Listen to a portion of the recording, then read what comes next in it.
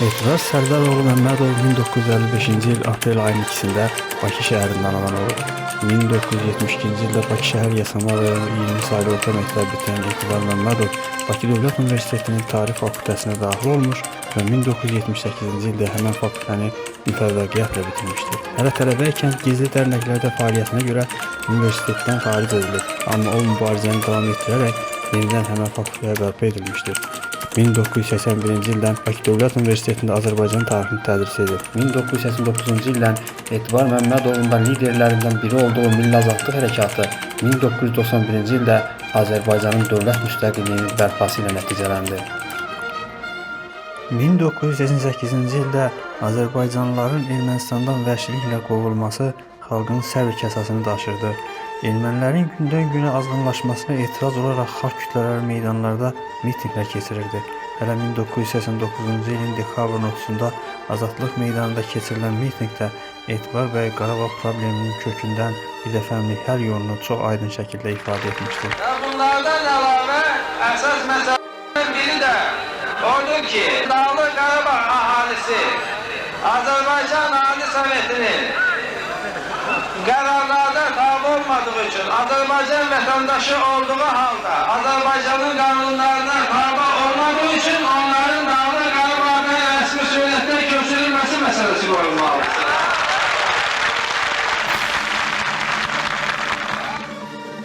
Dağlıq Qarabağın işğal edilməsi istiqamətində Ermənistan dövlətimizə qarşı təcavüzə başlayanda Etibar Məmmədov və bir çox ziyalı 1988-ci ilin sonlarında Azərbaycan Xalq Cəbhəsini təsis etmək məqsədilə təşəbbüs qrupunu yaratdılar.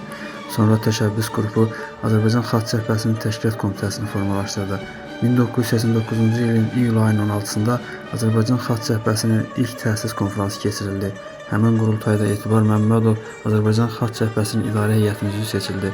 1989-cu ilin iyul ayının 29-dan sonra başlanan mitinqlərin idarə olunması bilavasitə Etibar Məmmədova həvalə edildi. Həmən mitinqlər xalqın böyük dəstəyi nəticəsində Milli Azadlıq Hərəkatına çevrildi. Bundan sonra milli istiqlala çatmaq üçün Etibar Məmmədov daha təsirli addımların atılmasını tələb etdi. Onun təkidi ilə Azərbaycan Xalq Cəbhəsinin tərkibində tətil komitəsi yarandı. Tətil komitəsinin rəhbərliyi Etibar bəyə tapşırıldı. Mitinqlər geniş vüsət aldı. Meydanda mitinq iştirakçılarının sayı 500 min ilə 1 milyon arasında olurdu. Mitinq və tətillər 1990-cı ilə qədər davam etdi. Təsadüfi deyil ki, Amerika Birləşmiş Ştatlarında nəşr olunan Newsweek jurnalı Azərbaycan xalqını 1989-cu ilin xalqı elan etdi. 1990-cı il Etibar Məmmədovun həyatına ən çətin və ən dəyərli səhifələrdən birini yazdı. Həmin ilin yanvar ayında torpaqlarımızı müdafiə etmək məqsədi ilə Milli Müdafiə Şurası yaradıldı. Etibar Məmmədov Milli Müdafiə Şurasının üzvü kimi Ermənistanın işğalına qarşı əvəzsiz xidmətlər göstərdi. Müstəqilliyin elan olunacağından təşvişə düşən Kreml, yanvar ayının 19-dan 20-sinə keçən gecə paytaxtımıza ən müasir silahlarla təchiz edilmiş SSR Müdafiə və Daxili İşlər Nazirliklərinin, habelə Dövlət Təhlükəsizlik Komitəsinin xüsusi təlim görmüş qoşun hissələrini yeritdi. Yüzlərlə Azərbaycan vətəndaşı şəhid oldu. Həmin dövr informasiya blokadasını yaşayan Azərbaycan bu təcavüz barədə beynəlxalq ictimaiyyətə məlumat verə bilmirdi. Yanvarın 22-sində Etibar Məmmədov Rus-Sovet təcavüzü ilə bağlı məlumatları dünya ictimaiyyətinə çatdırmaq üçün gizli şəkildə Moskvaya getdi. O yanvarın 25-də Azərbaycanın daimi nümayəndəliyində mətbuat konfransı keçirərək məqsədinə nail oldu. Bundan sonra SSR rəhbərliyinin göstərişi ilə Dövlət Təhlükəsizlik Komitəsi Etibar Məmmədovu həbs etdi. Etibar bəy 9 ay Lefortovo zindanında saxlanıldı. Amma Azərbaycanda və dünyanın bir çox ölkələrində Etibara azadlıq tələbi ilə geniş xalq hərəkatı başladı və onun azadlığa buraxılmasını gerçəkləşdirmək üçün 1,5 milyon imza toplandı. 1990-cı ilin noyabrında o xalqın tələbi ilə azad edildi. Etibar Məmmədovun torpaqlarımızın erməni işğalçılarından azad olunması uğrunda fəaliyyəti siyasi arenada müstəqillik uğrunda gərgin işi ilə davam edib. Etibar Məmmədov və tanınmış hüquqşünas Fuad Ağayev Azərbaycan Respublikasının dövlət müstəqilliyi haqqında Konstitusiya aktının layihəsini hazırlayırlar. Konstitusiya aktı 1991-ci ilin oktyabr ayının 16-sında Azərbaycan Milli İstiqlal Partiyasının yaradılması haqqında bəyannamə və AMİP-in yaxın dövr üçün iqtisadi proqramı ilə birlikdə Millət qəzetinin sınaq nömrəsində dərc edildi. 1991-ci ilin oktyabr ayının 18-də Azərbaycan Respublikası Ali Soveti Azərbaycanın dövlət müstəqilliyi haqqında konstitusiya aktını qəbul etdi. Xalqımız illərlə uğrunda mübarizə apardığı və bu yolda minlərlə qurban verdiyi istiqlalına qovuşdu. İstiqlalımız elan edildikdən sonra onun beynəlxalq birlik tərəfindən tanınması məsələsi gündəmə gəldi. Bu tarixi missiyanı öz üzərinə Etibar Məmmədov götürdü. Onun rəhbərlik etdiyi nümayəndə heyəti Azərbaycanın müstəqilliyinin tanıdılması məqsədilə 1991-ci ilin oktyabrın axırlarında qardaş Türkiyə səfərə getdi. Etibar Məmmədovun diplomatik fəaliyyəti nəticəsində noyabrın 9-da müstəqilliyimiz qardaş Türkiyə dövlət tərəfindən tanındı. Azərbaycanın dövlət müstəqilliyinin Türkiyə tərəfindən tanınması xalqımızın həyatında böyük əhəmiyyətə malik bir hadisə oldu. Bu tarixi yazan Etibar Məmmədov Azərbaycan tarixinə yeni səhifə yazdı. Belə ki, 1991-ci ilin noyabr ayında onun rəhbərlik etdiyi nümayəndə heyəti Pakistana səfərə getdi. Etibar Məmmədovun Pakistan rəhbərliyi ilə apardığı danışıqlar öz müsbət nəticəsini verdi. Pakistan Azərbaycanın müstəqilliyini tanıyan ilk dövlətlərdən oldu.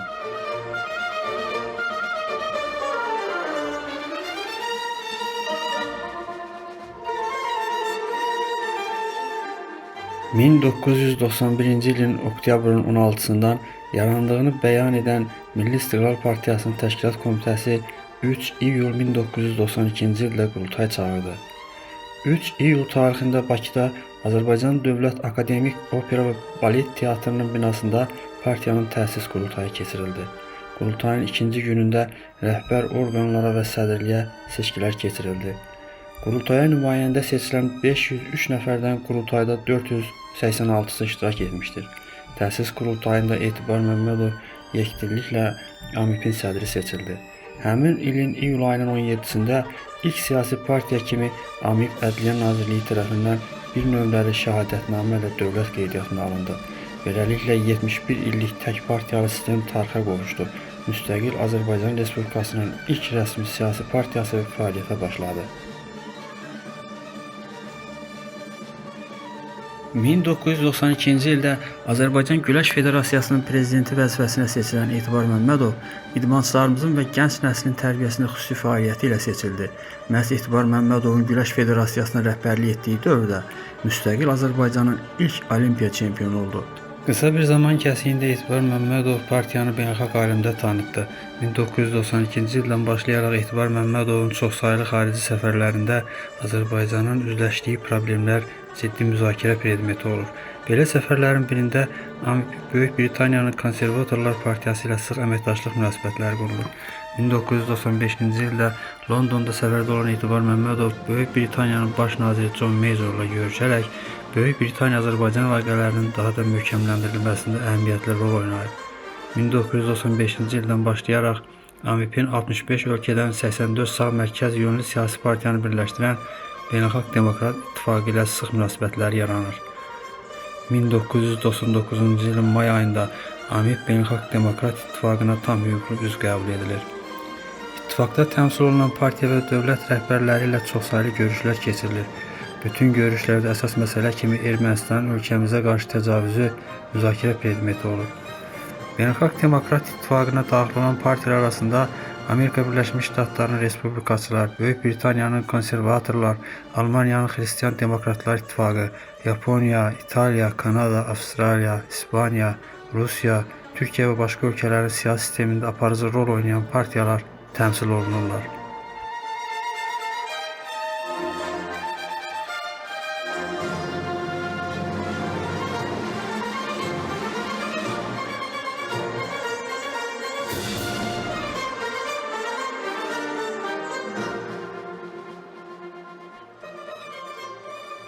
Etibar Məmmədov bütün siyasi fəaliyyəti dövründə dövlət və cəmiyyətin inkişafı naminə iqtidar müxalifət münasibətlərinin sağlam əməkdaşlıq mühitinin dövlətçiliyimiz üçün çox vacib şərt olduğunu əsas tezislər sırasına daxil etmişdir.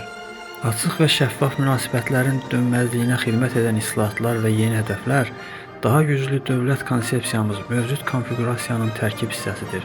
İqtidar müxalifət münasibətlərinin sağlam təməllər üzərində inkişaf etdirilməsi siyasətini xarakterizə edən əsas göstəricilərdən biri məhz siyasi institutların inkişaf etdirilməsidir. Etibar bəyin müstəqilliyimizin ilk illərində dövlətçiliyimizin möhkəmləndirilməsi yönündə yaratdığı Milli İstiqlal Partiyası bundan sonra da öz proqramından irəli gələrək hər zaman yaratdığı layiqli siyasi fəaliyyət nümunələri yaradacaqdır.